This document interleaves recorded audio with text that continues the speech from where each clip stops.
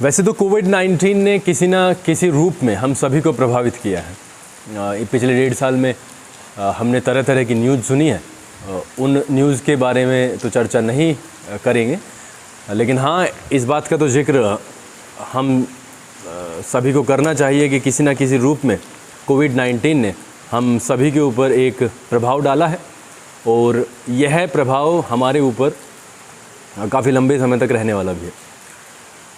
बहुत सारे लोगों को कोविड-19 के दौरान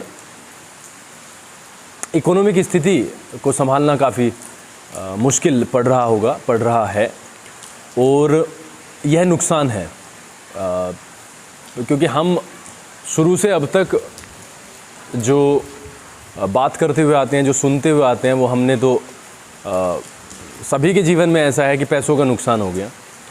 तो अभी तक इंट्रोडक्शन था सिर्फ पैसों का। हेल्थ के बारे में सुना जाता था कि हेल्थ ही सबसे बड़ा खजाना होती है।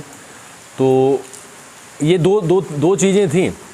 शिक्षा के बारे में कहा जाता था कि शिक्षा एक ऐसा गुण होता है व्यक्ति का जो एक व्यक्ति को जीवन जीना सिखाता है। शिक्षा अपने आप में एक बहुत बड़ा पायदान प्राप्त करता है, एक व्यक्ति के जीवन में रखता है। ऐसा जो पिछले 15-16 महीनों से हुआ है, ऐसा किसी ने अपने जीवन में सोचा नहीं था। यह नुकसान कुछ इस तरीके का है कि जिसके बारे में कभी प्लान नहीं किया गया, जिसके बारे में कभी सोचा नहीं गया। It came and it affected. तो ये जैसे ही आया, people thought about it, everybody started thinking कि ये 2-3-4 महीने चलेगा and everything would be fine. But ऐसा नहीं हुआ and things keep on going and going. और यहाँ से मुझे ऐसा लगता है कि आज जुलाई 2021 में मैं ये देख पा रहा हूँ कुछ बच्चों को पढ़ाने के बाद कि बच्चे का जो नुकसान हुआ है कोविड-19 के दौरान और जो चल रहा है, बच्चों का जो नुकसान हुआ है, वो ऐसा नुकसान है, मैं ये तो नहीं कहूँगा कि भरेगा नहीं, लेकिन हाँ, इस नुकसान को पूरा करने में क्या क्या करना पड़ेगा वो शायद बहुत सारे टीचर्स नहीं जानते होंगे, बहुत सारे अभिभावक नहीं जानते होंगे। When I think about it, when I talk about it, जब मैं कभी भी स्कूल खोलने की बातें करता हूँ, so people just connect it to the money. और this is the point where I feel bad. यही कारण है जो बहुत सारे टीचर्स मेरी तरीके से दुख फील करते हैं इसके ऊपर, क्योंकि when you have been working so hard for your students, for your parents, और फिर 5-6 साल के बाद में 1.5 साल का पीरियड ऐसा आता है when you are sitting at home, और अपने बच्चों के साथ जो आपने मेहनत की थी, उस मेहनत को आप ज़ाया होता हुआ देखते हैं, उन बच्चों का विनाश होते हुए देखते हैं। हाँ, इसके पैरेलल एक बात और चलती है कि जान है तो जहान है। लोग कहते हैं कि सबसे पहले जान बचाना ज़रूरी है। इस बात से शायद ही कोई इनकार करेगा कि सबसे पहले जान ही होती है। बट आपने पिछले 1.5 साल से एक चीज़ तो नोटिस की होगी, वो नोटिस शायद सभी ने की है, लेकिन उसको बताते हुए पता नहीं क्यों लोग कतराते हैं। सभी ने यह नोटिस ज़रूर किया होगा कि सिर्फ शिक्षा और इसके अलावा कुछ और ऐसे डिपार्टमेंट्स भी रहे हैं जिन्होंने पूरा अनुशासन का परिचय दिया। यानी लॉकडाउन लगा तो उन्होंने लॉकडाउन का पूर्णतया पालन किया। कुछ और इंस्ट्रक्शंस आए सरकार की तरफ से तो उन्होंने उसका भी पालन किया। लेकिन आपने आज की डेट में भी आपने देखा होगा, जैसे ही लॉकडाउन ऑफ होता है, लॉकडाउन को थोड़ा सा रिलैक्स किया जाता है, वैसे ही लोग इधर उधर भीड़ जमा करने में लग जाते हैं without thinking of their children, their students। मैं ये बात मान के चलता हूँ कि एक शिक्षक समाज के हर विषय के ऊपर एक जानकारी रखता है और वो बोलना चाहता है, उसे बोलना चाहिए। But today if we talk about something that is the truth, तो उसको सीधा सीधा कनेक्ट किया जाता है पॉलिटिक्स से। मेरे विचार से अधिकतर अधिकतम टीचर्स ऐसे होंगे जो पॉलिटिक्स से बहुत ज़्यादा दूर है, including me. I don't want to indulge myself into any kind of political statement, but हाँ, I feel pain, I feel bad when I see people going around, going there and there and here, और लोग फिर ये दुहाई देते हैं कि लोगों ने नियमों का पालन नहीं किया, एंड उनमें वो सभी को गालियाँ पड़ती हैं और सभी उसका नुकसान झेलते हैं. और पिछले कुछ महीनों से, 2 महीनों से तो शायद शांति है, लेकिन ये मान के चलिए 2-3 महीने पहले जो 1 महीने का पीरियड आया था चुनाव के तुरंत बाद में, वो सभी गांव वालों को पता होगा कि कितनी दहशत का माहौल था. उसके बावजूद भी हम समझने को तैयार नहीं हैं. खैर, मैं शिक्षा से जुड़ी हुई बातें करने आया हूँ. आज जितना नुकसान बच्चों का हुआ है शायद ही किसी का हुआ होगा. एजुकेशन प्रैक्टिस का ही नाम है.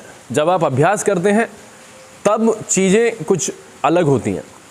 अब इन बच्चों के साथ में एक बड़ा जो इनकी क्षति हुई है, जो इनका हानि हुई है, वो है इनका जो मेंटल पोजीशन है वो डिस्टर्ब हुआ है कहीं ना कहीं. उस मानसिक स्थिति को कंट्रोल करना और फिर उसी ट्रैक पर वापस लेके आना, शिक्षा के ट्रैक पर, this is going to be a big challenge. I think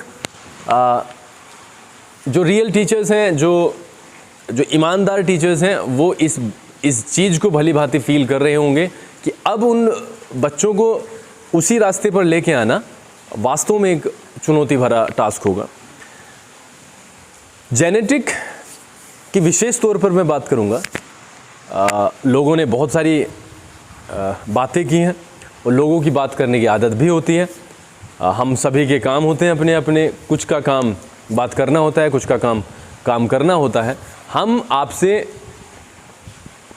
ये तो नहीं कह सकते कि वो समय हम वापस देंगे, बिकॉज़ समय का आपको सभी जानते हैं.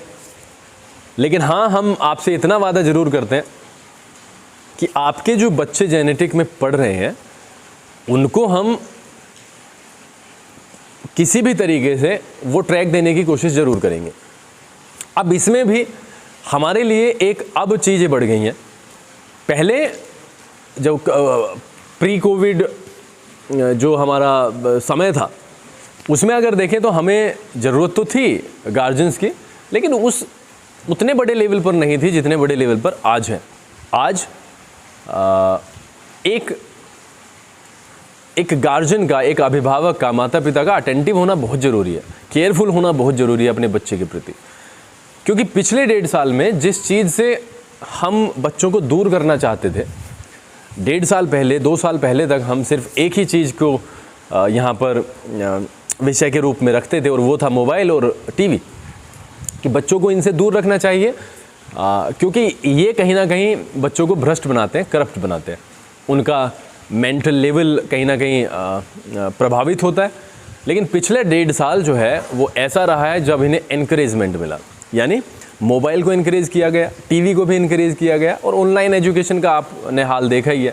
हर तरफ आज ऑनलाइन एजुकेशन है. मेरे विचार से ऑनलाइन एजुकेशन कभी भी सक्सेसफुल हो नहीं सकती.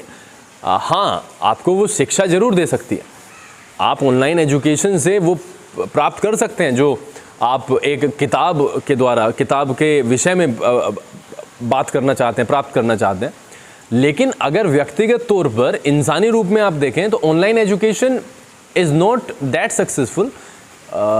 उसका रीज़न यही है कि जब तक हम समाज में बैठेंगे नहीं, जब तक हम 50, 60, 70, 100, 500 बच्चों में बैठेंगे नहीं, तब तक हमारा विकास नहीं होगा. This is the reason why I think, personally think, इसमें कईयों को बुरा लग सकता है, कई डिसएग्री हो सकते हैं, they have the right to disagree. लेकिन हाँ, मेरे विचार से ऑनलाइन एजुकेशन इज़ अनसक्सेसफुल. हमें ऑफलाइन एजुकेशन की तरफ ही जाना होगा. बच्चों का नुकसान हुआ है, इससे हम नहीं भाग सकते. बच्चों को उस ट्रैक पर लाना ही है, ये एक कड़वी सच्चाई है. इसको हम जितना जल्दी समझ जाएंगे उतना बेहतर होगा, बच्चे के लिए भी, गार्जियन के लिए भी, और खुद विद्यालय के लिए भी. अब करना क्या है? करना कुछ नहीं है. करना सिर्फ ये है कि जो लापरवाही है उसे छोड़ना है. अभिभावक को भी, टीचर्स को भी, विद्यालय को भी, और बच्चे को भी. बच्चे को तो मैं यहाँ पर अब इंक्लूड नहीं करना चाहूँगा, क्योंकि बच्चा तो एक इस तरीके के दिमाग का मालिक होता है जो कभी भी शिक्षा के प्रति शायद केयरफुल रहा हो। ज़्यादातर बच्चे शिक्षा से दूर ही भागते हैं। तो यहाँ पर अब जिम्मेदारी बढ़ जाती है हमारी और एक अभिभावक की। अब हम बिल्कुल पूरी तरीके से तैयार हैं, फुल फ्लो में। जैसे ही ऑर्डर्स आते हैं, जैसे ही आदेशित हमें किया जाता है, हम तुरंत ही विद्यालय को एक शानदार तरीके के साथ में शुरू करना चाहेंगे। हम ये भी सोच रहे हैं कि विद्यालय का समय भी हम बढ़ाएंगे। जो विद्यालय 5-6 घंटे चलता था उसमें 1 घंटे की बढ़ोतरी भी की जाएगी। इसके अलावा जो सरकारी छुट्टियां हैं उनको भी बिल्कुल काटा जाएगा। हमारे तो कैलेंडर से वो कटेंगे ही कटेंगे। जो मेन छुट्टियां हैं वो शायद रहेंगी, लेकिन जो छुट्टियां इतनी सारी होती हैं वो हम बिल्कुल अपने कैलेंडर से हम दूर करेंगे अब की बार। Plus we are thinking about the Sundays as well. हम संडेज़ को यूज़ करना चाहेंगे एज ए वेपन। संडे काम करता है, क्योंकि जब आप इतना पीछे जा चुके हैं तो आपको अब किसी ना किसी तरीके से वो समय को वापस लेके आना है जो समय आपने खो दिया है। और हमारे जो आने वाले संडे, हाँ मैं ये भी बात यहाँ पर पैरेलल करना चाहूँगा कि लोग ये भी कहते हैं कि ये दे मस्ट बी रिलैक्स्ड और उनके माइंड को आराम मिलना चाहिए। हम माइंड को थकाने के मूड में नहीं है, लेकिन हाँ बच्चों को एक आदत अब डलवानी पड़ेगी। बच्चों को आदत डलवानी ही पड़ेगी, इसके अलावा कोई दूसरा चारा है नहीं। मेरा सभी अभिभावकों से ये अनुरोध है कि बच्चे को लिमिटेड मोबाइल दें। मोबाइल का लिमिटेशन यूज़ अगर ज़रूरी है तो आप कराएं, नहीं ज़रूरी है तो आप उन्हें बिल्कुल भी हाथ लगाने न दें। टीवी, हाँ बच्चे लॉकडाउन में टीवी वो देख सकता है, लेकिन टीवी पर कंटेंट भी आप ही तो डिसाइड करेंगे। जो लोग लगातार टीवी देख रहे हैं, देखो उसके ऊपर कहीं ना कहीं उसका प्रभाव पड़ता है, चाहे वो कुछ भी देखता है। तो आप कंटेंट डिसाइड कीजिएगा कि आप अपने बच्चे के लिए क्या लेकर आए हैं।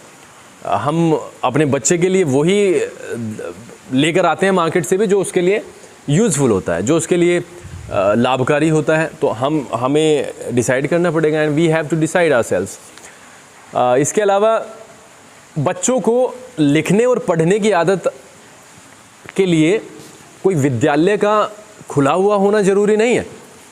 आप घर पर बच्चे को एक टारगेट बेसिस पे नकल करवाइए, उसको कहिए कि कॉपी करेगा, वो 1 पेज 2 पेज रीडिंग करेगा। बच्चों की किताब में बहुत सारी ऐसी कहानियाँ होती हैं जिससे हमें प्रेरणा मिलती है। आप उनसे कहिए कि वो आपके सामने पढ़ें। हमने ऑनलाइन एजुकेशन का एक शुरू किया था, लेकिन मैंने जैसे कहा कि ऑनलाइन एजुकेशन गांव में तो स्पेशली अनसक्सेसफुल है ही। लोगों की रीच नहीं है, लोगों की जिनकी रीच है तो वो इस चीज़ को महत्व देते नहीं हैं। मेहनत बहुत लगती है। हम फिर भी कोशिश है कि हम लगातार कुछ ना कुछ वीडियोज़ यहाँ पर डालते रहें, लेकिन फिर भी मैं ये कहूँगा असफल होती हैं ऑनलाइन क्लासेस। लेकिन अगर उनका ऑनलाइन क्लासेस को अगर आप सपोज़ करो फ्री बैठे हैं और आपने वो चला दिया है तो वो कहीं ना कहीं आपको लाभ तो ज़रूर देगी, लेकिन इसको हम परमानेंट सॉल्यूशन मान लें, ऐसा कहना कतई मेरे विचार से तो सही नहीं होगा।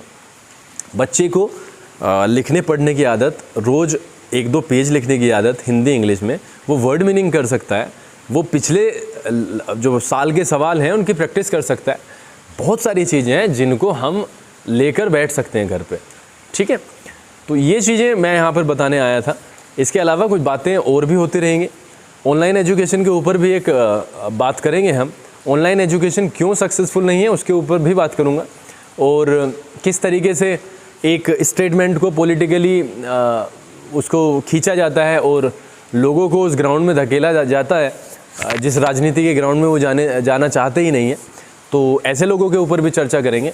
बहरहाल अभी हम सभी इस प्रतीक्षा में हैं कि विद्यालयों के लिए ऑर्डर्स ज़रूर आएंगे। थर्ड वेव का पूरा हल्ला ज़ोर शोर से मचाया हुआ है। आई डोंट थिंक कि ये बस क्या ही तो कहूँ इसके बारे में। खैर इसके बारे में भी बाद में बात करेंगे। आप सभी के लिए मेरी एक रिक्वेस्ट ये है कि आप ख्याल रखें अपने बच्चों का, क्योंकि हमारे लिए जेनेटिक की व्यक्तिगत रूप से बात कर रहा हूँ मैं, हमारे लिए बच्चा बहुत इम्पोर्टेंट है और आपके लिए वो जीवन है। आप फ़र्क समझिएगा। मेरे लिए पर्सनल रूप से आपका बच्चा मेरे लिए बहुत मायने रखता है, लेकिन आपके लिए, माँ बाप के लिए, परिवार के लिए वो एक जीवन है और उसको बचा के ही रखना है। उसको इस भ्रष्टाचार से बचा के रखना है। भ्रष्टाचार सिर्फ ऊपर के लेवल पर नहीं है, वो हमारे मनों में भी है। तो मोबाइल का एक सीमित उपयोग ही बच्चे के लिए कारगर साबित होगा। कंटेंट आप सभी जानते हैं मैं किसके बारे में बात कर रहा हूँ। तो प्लीज़ मेरी आपसे हाथ जोड़कर विनती ये है कि आप इसके दुष्प्रभाव को समझिए। और विद्यालय को तो आप ये मान के चलिएगा, विद्यालय अगर कल ऑर्डर आते हैं तो उसी क्षण से बच्चों के लिए ऑर्डर यहाँ पर निकाल दिए जाएंगे और आप निश्चिंत रहिएगा। हम यहाँ पर भरसक प्रयास ये करेंगे कि बच्चों को उसी ट्रैक पर लाया जाए। बहुत बहुत धन्यवाद आपके कीमती समय के लिए, और बच्चों के लिए प्रार्थना करते हैं और आप सभी के बेहतर स्वास्थ्य की प्रार्थना।